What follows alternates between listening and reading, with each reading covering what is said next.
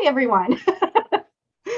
I'm Melanie McNamara, certified life and weight coach, and I help professional women feel comfortable and confident in their own skin so that they can focus on creating a life filled with more passion and purpose and joy.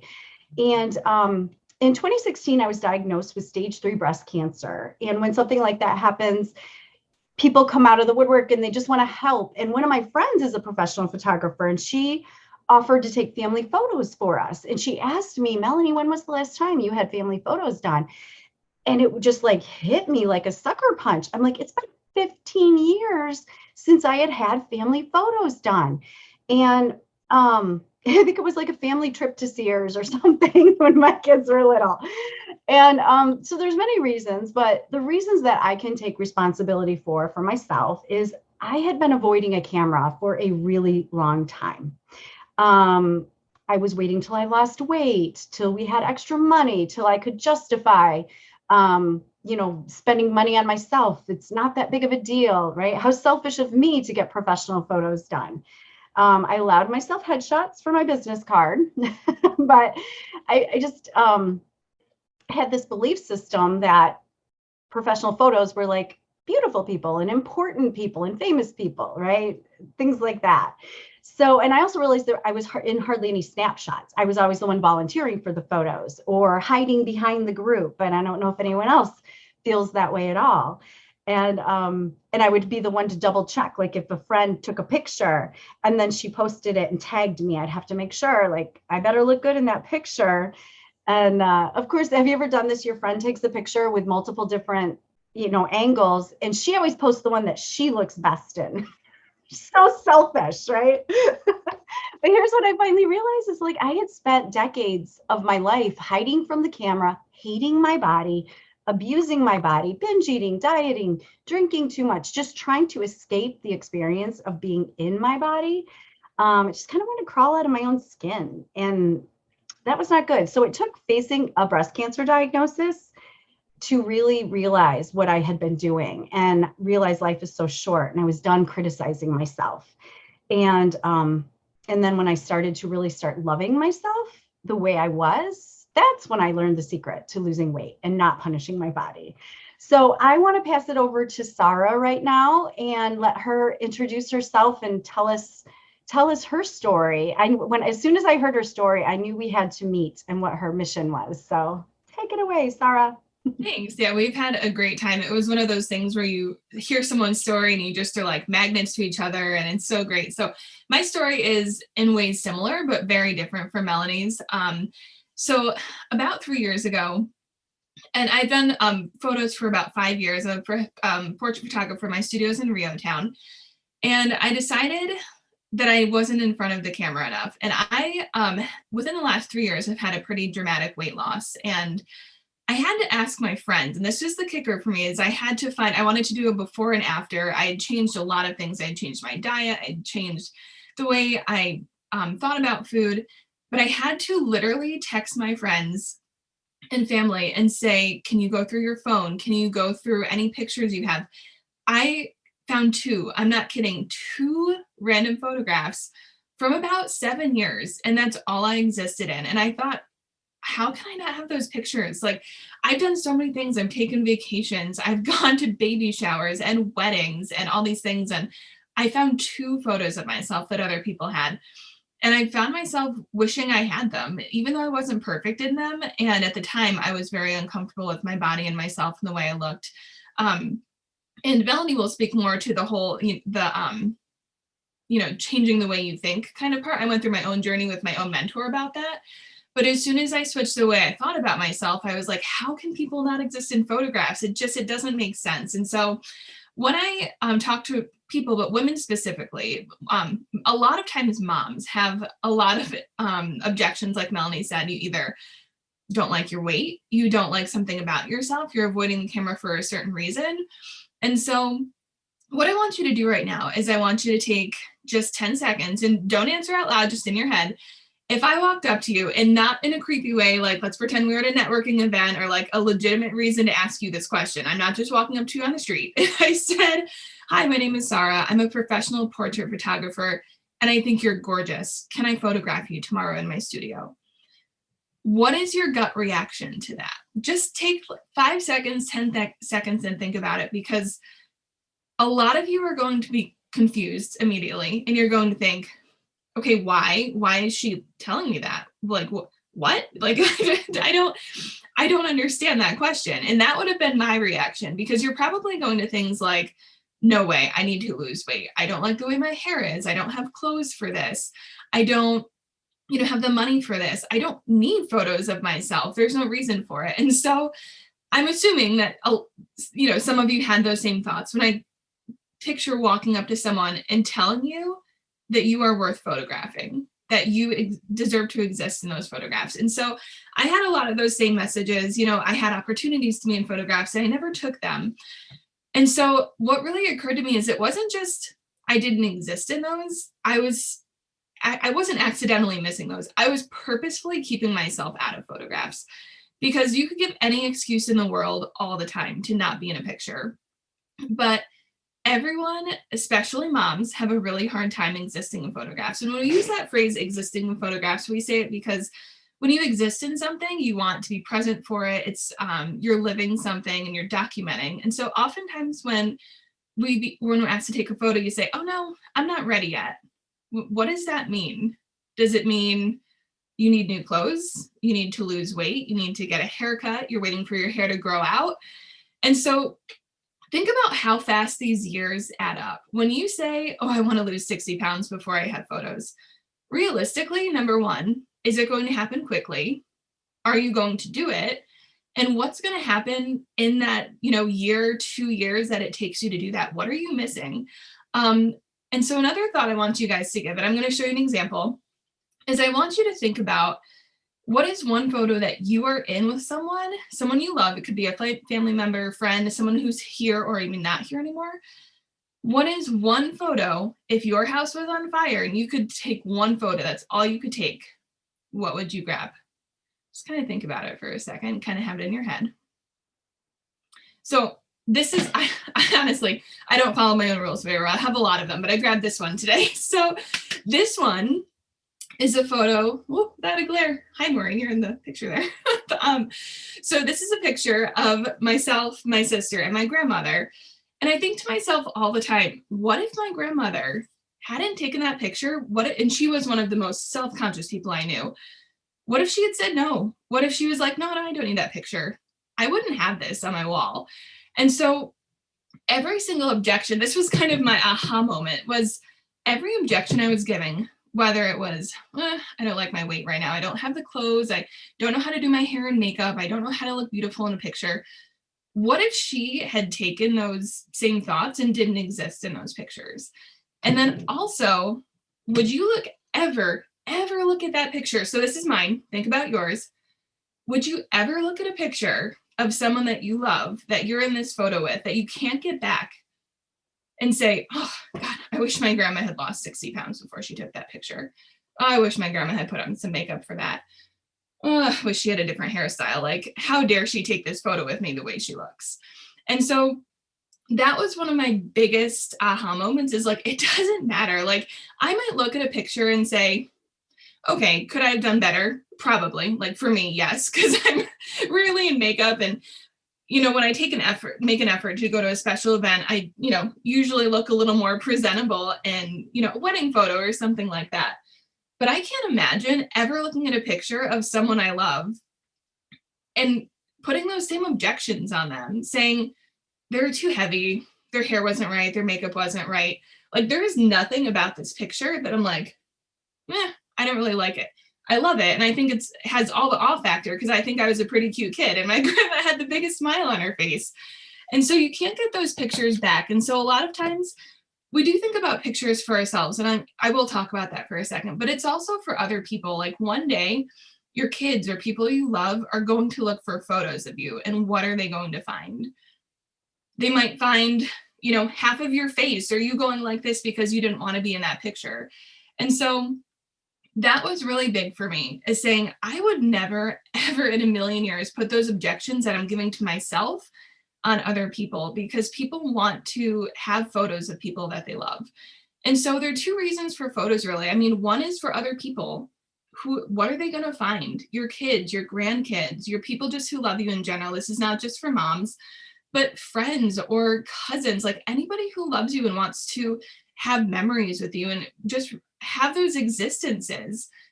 They're not going to exist if you don't allow it.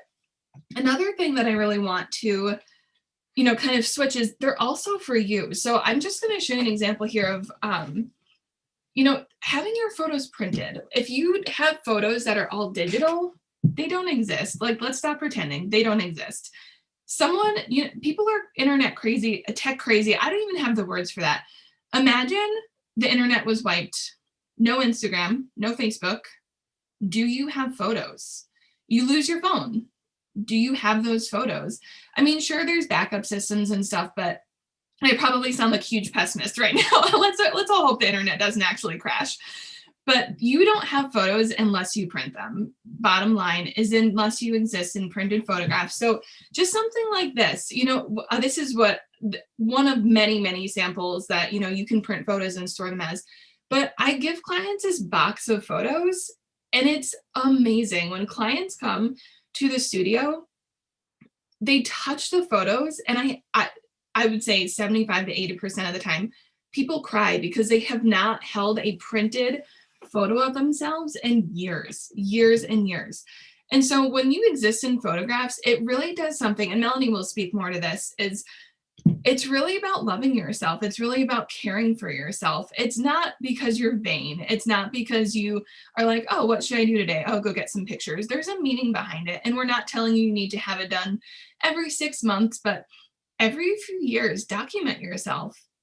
Do something special for yourself. And if you don't have a good way of making that happen, let someone else do it for you. So if you have a friend who is great at hair and makeup, make it happen. Get that hair and makeup done.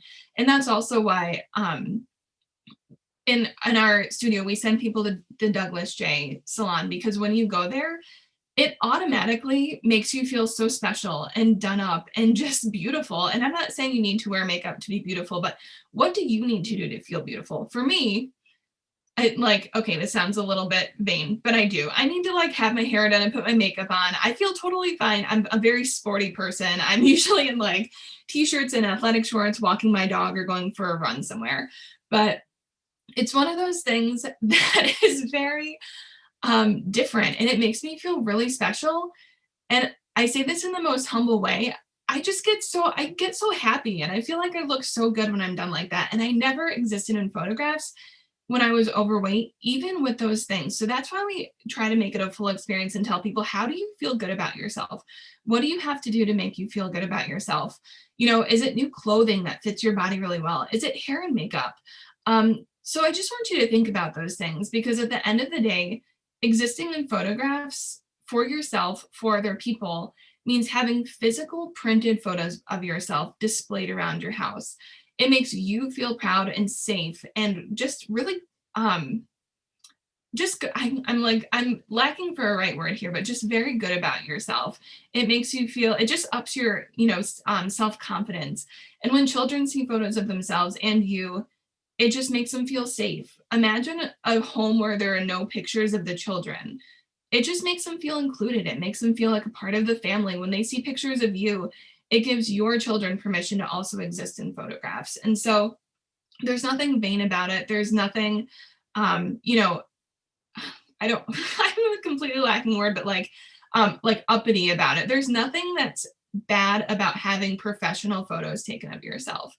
And, if you can't get to the professional ones, find ways to make yourself feel good and exist in regular pictures anyway, and print them.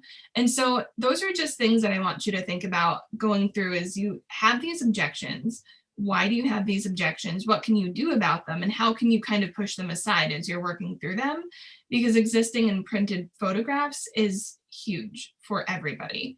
So I'm going to hand it over to Melanie, and then we'll pop in a little more, but I don't want to take up all of her time, because I worked with a coach that had very similar ideas to Melanie, and it really helped me realize I had to love myself, have self-value before I made changes. And that really helped me along the way. And Melanie and I have talked quite a bit about that, and it just made all the difference. And now I exist in photos, and I look at my wedding photos and my engagement photos, And I've not once thought, oh gosh, that one's terrible. There may be one where I was like, oh, it's a little double chinish. Let's not print that one.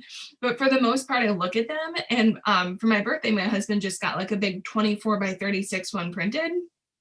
And I would have never done that in a million years. And I was like, oh my God, I love it. And just having that reaction to loving a portrait of myself was so different and so amazing. And it wouldn't have been done 10 years ago, 5 years ago, even. So Melanie, I'll hand it over to you. Oh, thank you so much, Sarrah. That's such an amazing story. Like just being able to flip through any photo album, look at photos of yourself and actually love them. And that's actually that's not part of what I was going to say today, but it reminds me like, yes, that is something. Practice looking at your photos. Practice looking at photos of all people. What media are you taking in? I am going to talk a little bit about society and what the norm is. So let me just start by asking. I want to ask you the same question that I ask my clients when we start working together. On a scale of 1 to 10, with 1 being the worst you can imagine and 10 being amazing, where do you rate your relationship with yourself? And just go with your gut. Don't overthink it. I mean, you can just keep it to yourself or you can pop it in the chat if you like. And the answer usually varies. Sometimes people say, a 5 or 6 or a 3 or an 8. But sometimes I just get a completely blank kind of, I don't understand that question. I never thought about my relationship with myself, right? So what is your relationship with yourself, right? What does that mean? So as with any relationship, it is simply your thoughts about yourself.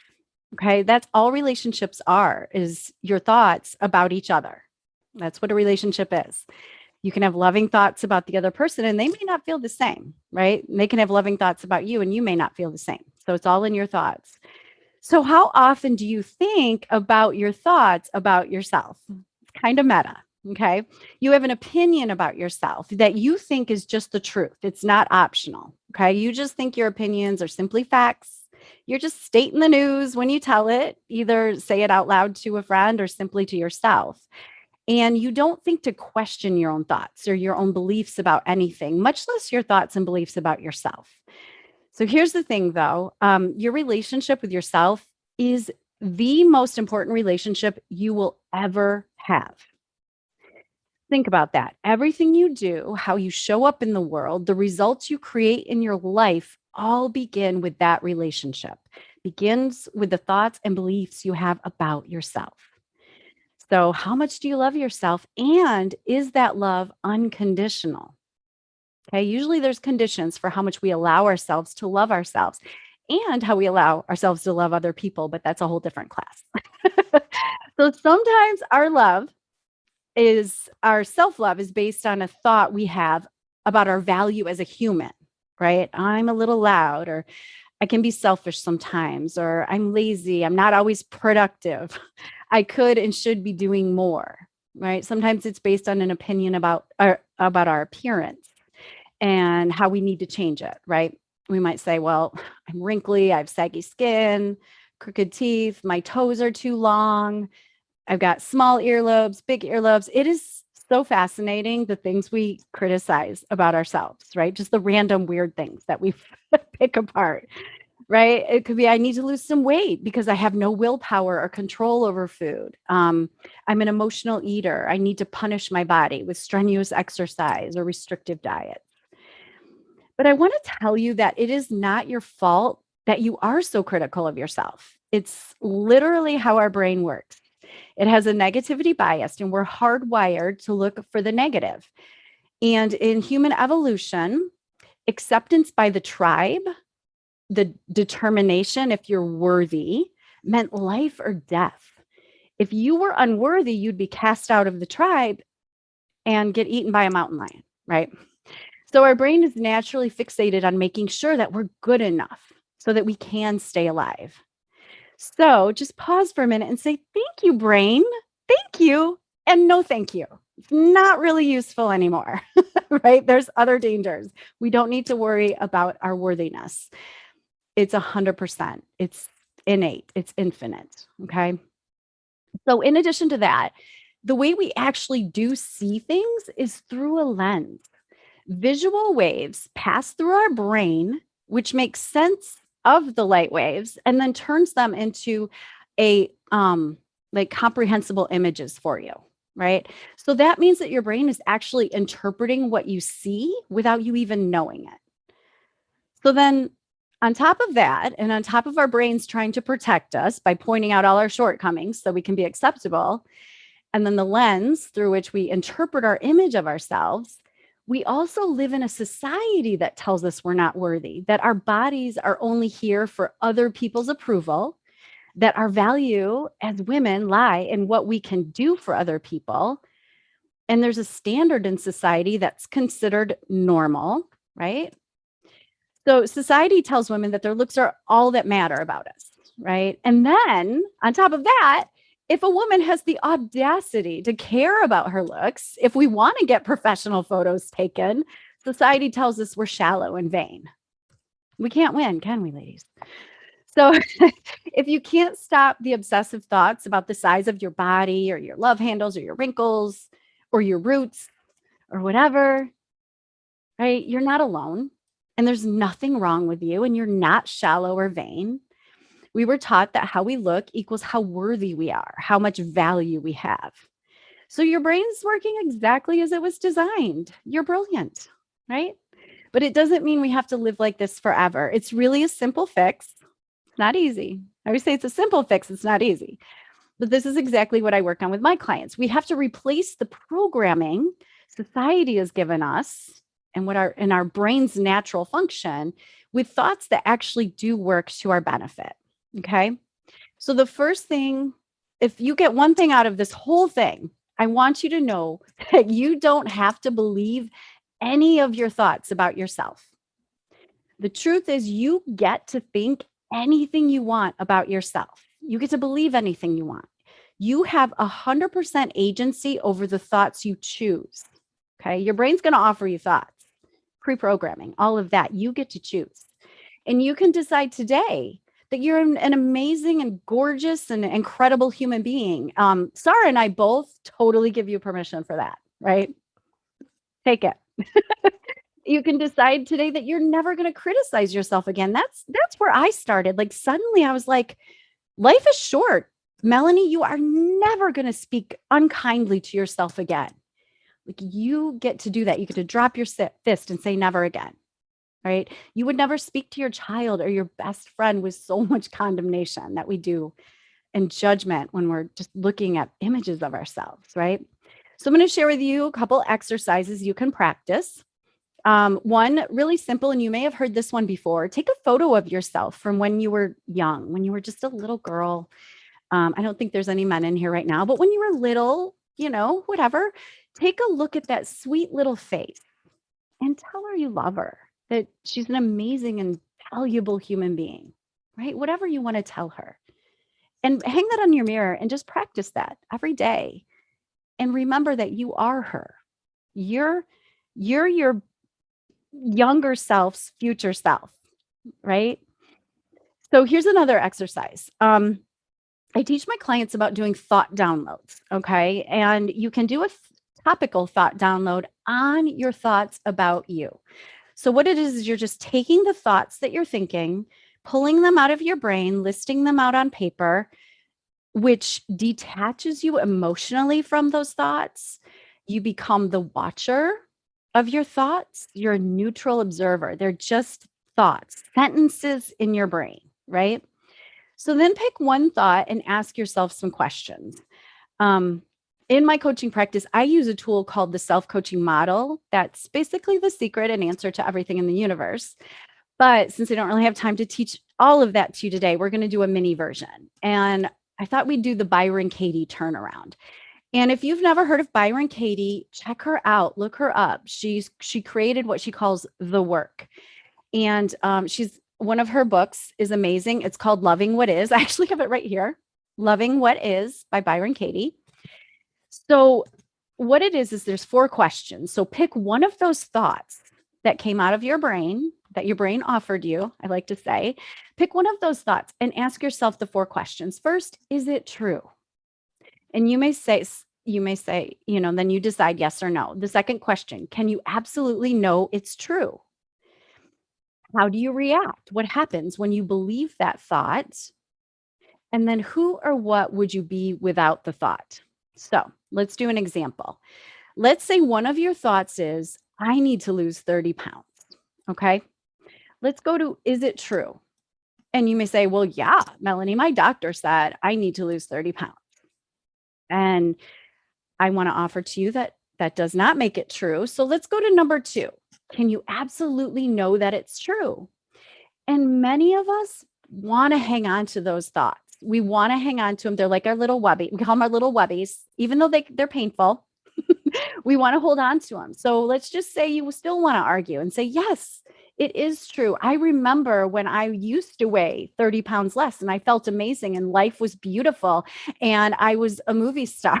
Like we have another bias we have is that things were so much better in the past, right? Or they'll be so much better when we lose the 30 pounds, right? So you still want to hold on to that. So now I want to ask you, how do you react or what happens when you believe that thought?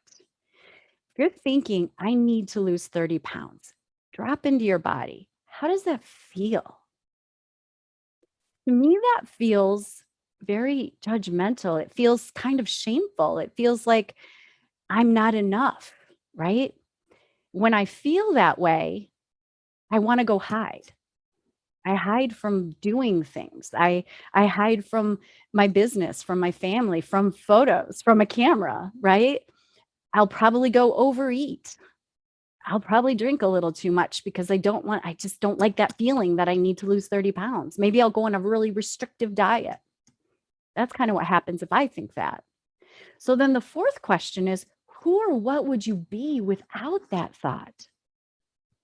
So if I wasn't thinking I need to lose 30 pounds, I would probably feel a lot more happiness, a lot more joy, a lot more peace. I would probably concentrate a lot more on just being with my friends and family, doing things I want to do, just wearing clothes that actually fit me and not ones that I have to try on. Maureen can help us with clothes. So practice that on all your negative thoughts without judgment. The first thing I want you to do is take all of your judgment, like, oh, I can't believe I'm thinking that. How dare I think my body is ugly? No, it's okay. It's just a thought. We don't have to believe it. Let's just take a look at it. We don't want to slap a happy face, positive, sticky thought on it. We want to examine it a little bit. Okay. I'll pop those questions in the chat and also a worksheet that you can take with you and play around with that. So, so what do you think about yourself, right? So again, you get to think, I'm awesome. I'm perfect. I'm perfect exactly as I am. You get to think, I love this. You get to think whatever delights you when you think it. Because listen, ladies, there is absolutely no downside to thinking amazing thoughts about yourself. It's not vain. It's not shallow. It's not arrogant. Arrogance is, I love myself and I'm better than you. And self-love is, I love myself and I love you too, right? We're all amazing. We're all worthy. You get to decide. So we think we need to criticize ourselves and be hard on ourselves in order to make changes and improve, right? But the truth is that never works. It never provides sustainable results. So if you think about how many times you may have gone up and down the scale, right? Maybe you went on a restrictive and punitive and punishing diet, and then you gain the weight back. You can't hate your way thin, my friend, at least not in a way that gives you lasting results. So however you think you'll feel when you lose the weight is exactly the way you have to think and feel on the way there and think and feel now. Confident, free, beautiful, amazing, valuable, worthy. Because once you get there, once you do lose the weight, you think it's all going to be rainbows and unicorns and love. But the truth is, our brains, if we don't learn how to manage them, we'll find so many other things to criticize ourselves about. We think once we lose the weight, we'll magically be 20 years younger with no wrinkles, not a care in the world. We'll be millionaires. We'll be movie stars. But the truth is, we're going to be older with saggy skin, and life is still going to offer us challenges. We're still going to have 50-50, 50 positive, 50 negative. And if you don't love yourself on the way there exactly as you are, you're not going to find happiness on the other side either. So if it's hard for you to get from the thought you're choosing of, I hate my body, to I love my body, that's totally understandable. You've been practicing the I hate my body story for a very long time.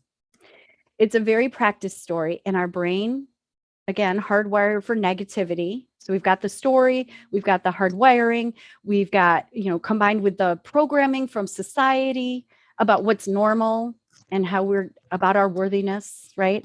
It doesn't matter how much you try to think more positive thoughts. If you aren't changing the underlying beliefs you have about your worthiness and what's normal, what's acceptable, it's going to be really hard to fully heal your body image and love your body the way it is. So I teach my clients how to rewrite those stories they have, just like I did, to go from the I hate my body, it's unacceptable, travel through more neutral thoughts about our body, and then get to the ultimate goal of actually loving our bodies. And then we can lose whatever weight we desire along the way. You may decide you don't even want to lose weight once you get to that place. But then you can get on with focusing on the truly fulfilling experiences of life, creating a life you love, right? This one and only precious life you have. So I will leave you with this thought to ponder.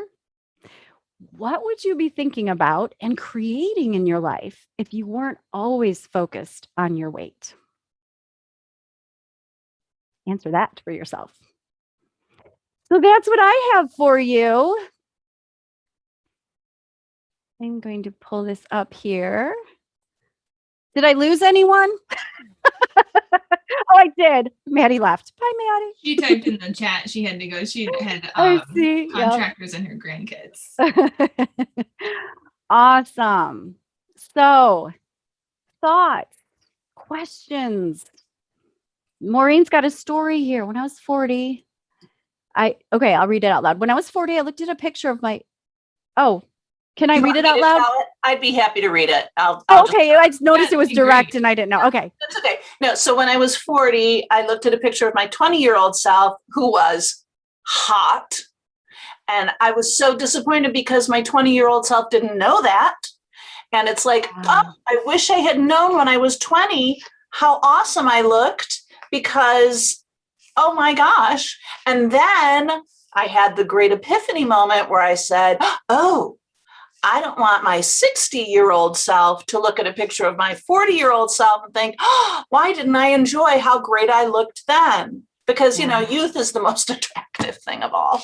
And right. I'm younger today than I'm ever going to be again. So anyway, and so I will say I've gotten much better at it, because I think about, and you know what, my 60-year-old self is around the corner, and she is not going to chastise the 40-year-old for not appreciating. So I love that so much, Maureen. And that's one of the first things I do with my clients too, is I take them to their future self. We talk about future selves, past selves, loving your past selves, like whatever you think you need to, let them off the hook, forgive them, whatever you have to do. And exactly what you just spoke about was like, we are our past selves, future self, and our future selves, past selves. So we got to love all of them. Yep. I love it. Yeah. Does anyone else have any stories about that? You could, or something, you can even send me a private, any thoughts you might want to share with the group on how maybe you have reframed how you look at yourself over the years, or like an exercise that you might do.